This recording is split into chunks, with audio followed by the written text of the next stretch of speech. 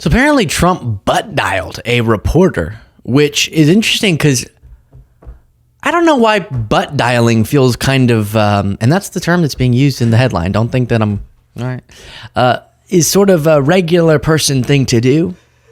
Like, I didn't think, in my mind, when I butt dial someone, I think, oh, if I eventually became the president, I wouldn't. But doesn't someone like hand you you just sit with your phone and you're weird? But it happened. Media reports, reporter confronts Trump on apparent butt dial. Did you mean to call me at 1:30 in the morning? The Atlantic released the transcript of its interview with President Donald Trump, who answered questions from the Atlantic reporters. The weirdest question was saved for last. And we'll skip to it.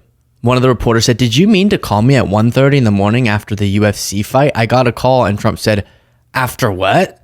And the reporter said, after the UFC fight in Miami, I got a call from your cell phone number at 1:30 a.m.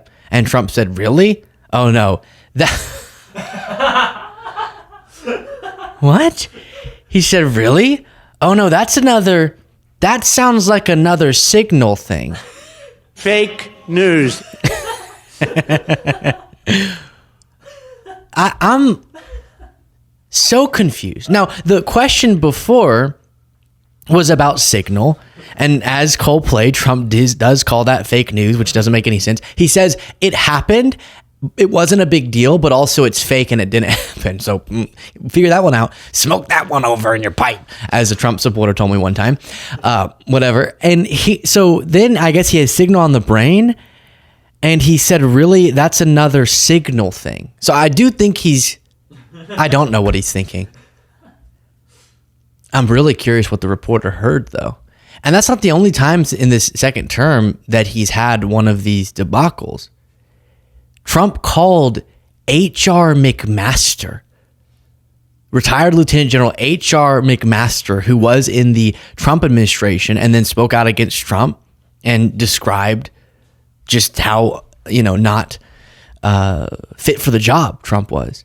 And so they're enemies, but I guess they still have each other's numbers. And so Trump got on the phone and HR picks up and Trump goes, Henry?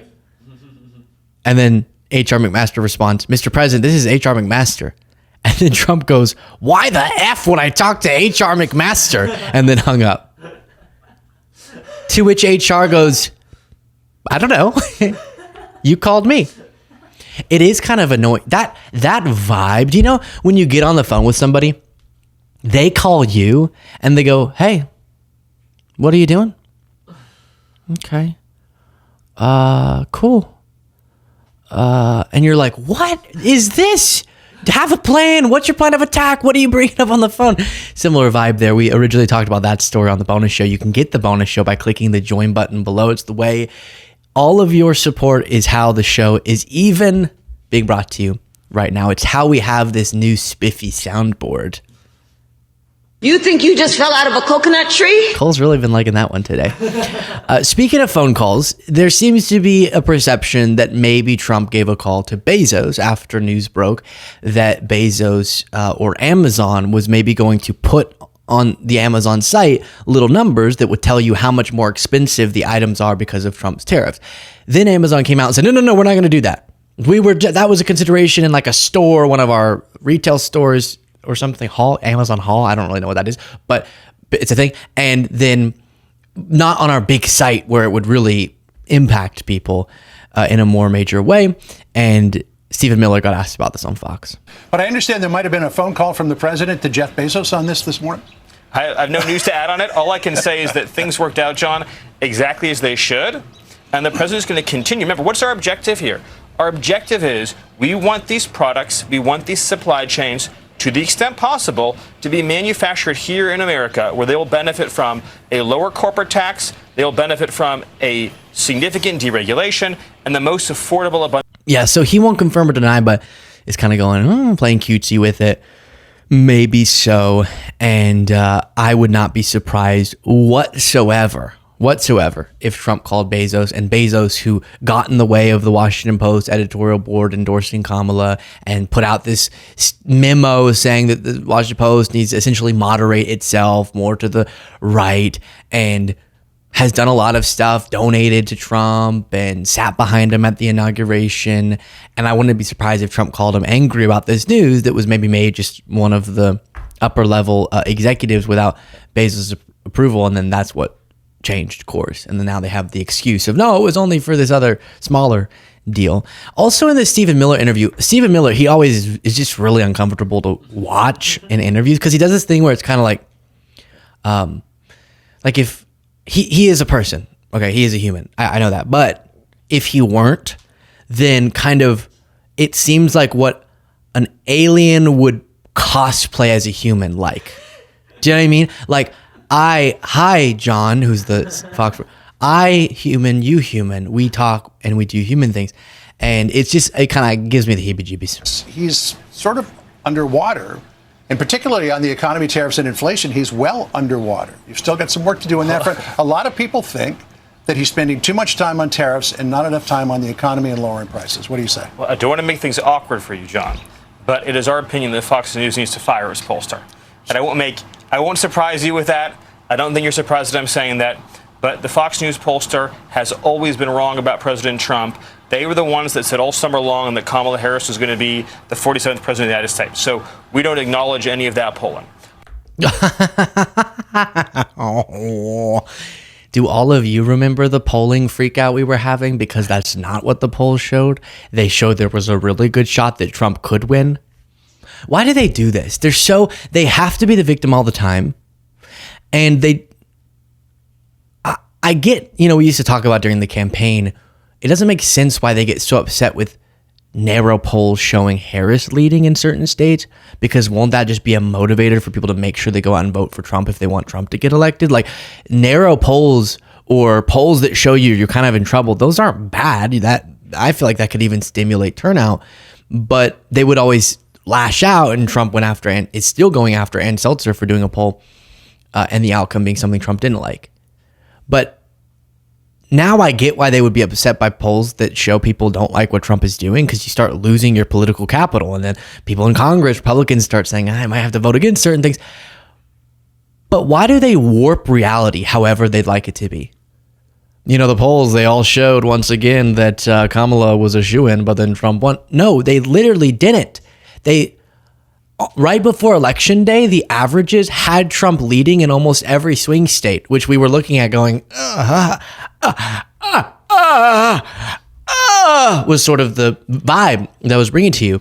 And that was because the polls didn't look good. At one point, when she first got in, there was a big surge for her. It was awesome. And we were, I was feeling so hyped. It was great. And then y'all saw, and you even saw sort of on election night, slowly, the life slip down my body and out of my cheeks. And it was gone. And I haven't found it since, really. You might be thinking amid all these low poll numbers, what does it sound like? What does it sound like for someone to be 100% pro-Trump still? Because those people exist. They're trying to turn around the bad numbers. Here's Ainsley Earhart giving her a good old college try. I watched the press conference yesterday when the Eagles were at the White House, and he is so good at communicating. It's such a gift, because if we had to do that, I don't know enough about football. I would be a nervous wreck, but He knows about every sport. He knows about trade. He knows about the border. Yep. He's so equipped for this job. And Trump is so good at communicating.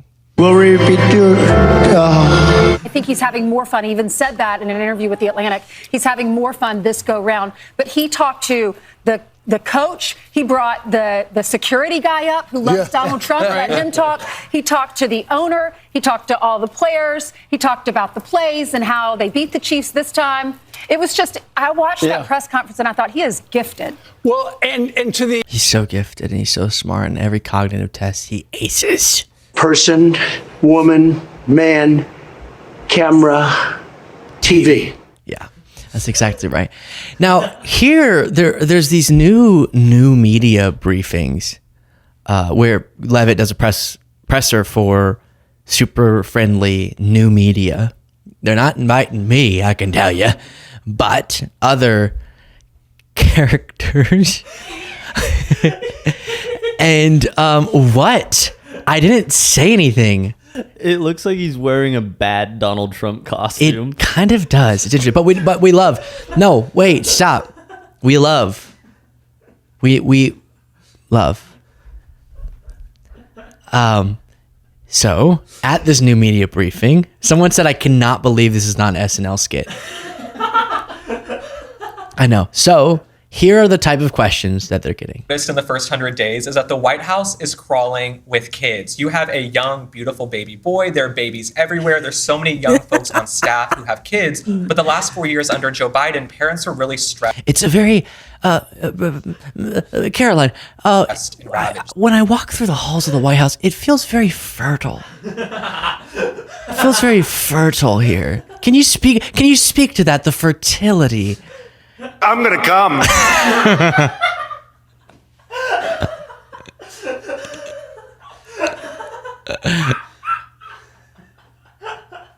Right.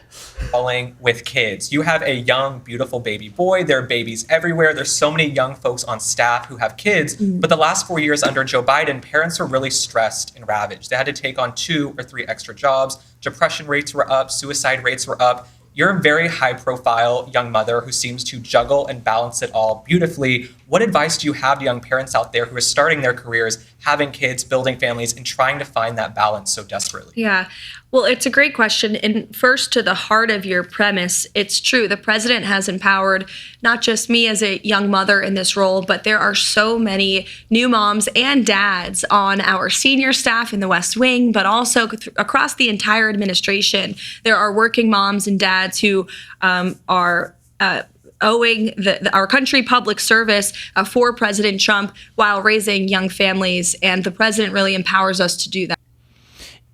Yeah.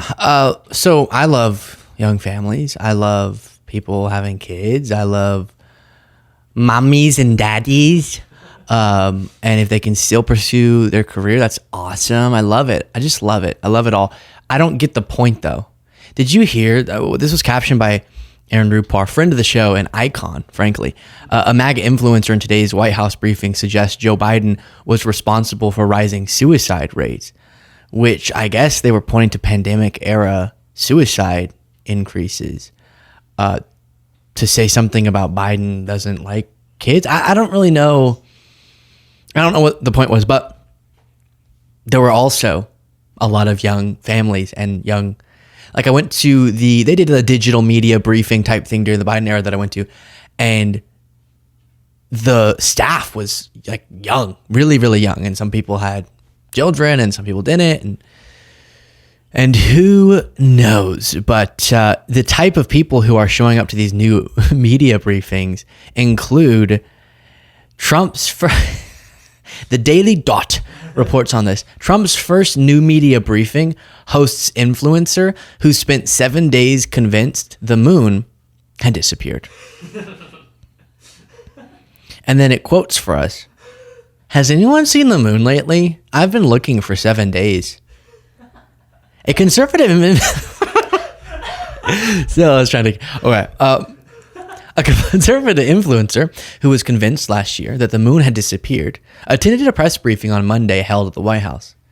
Cambry Nelson, an ambassador for the America First Policy Institute, was one of several individuals permitted to join a special briefing reserved solely for members of the new media.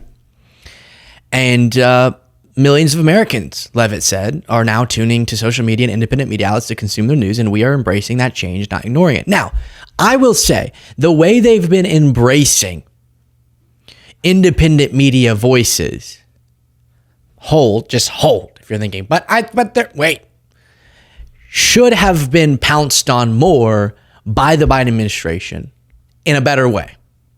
The fact that and Democrats have already started to get it better, our inboxes are full lately with requests, and I do apologize because we are kind of on a hiatus from doing interviews with politicians. Sorry, but it's kind of, I don't know. But a lot of people are reaching out, wanting to actually engage and connect with independent voices. So I do appreciate that, and I have seen it across a lot of the different outlets in our space, and that's good. But they should have done that during the Biden era, starting day one. And that's what the Trump era is tapping into, because strategically you kind of foster goodwill whenever you treat people like they're important. What's so sickening is that they're treating people like they're important and emboldening really harmful voices, right? That's really the issue here. And Nelson boasts 625,000 followers on X.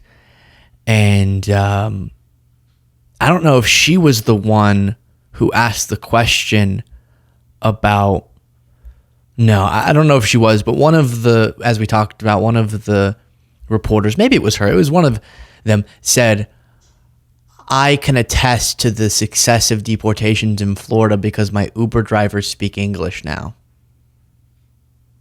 Yeah. But at some point she went on this whole thing about how she couldn't find the moon and she thought it disappeared. So share your thoughts in the comments.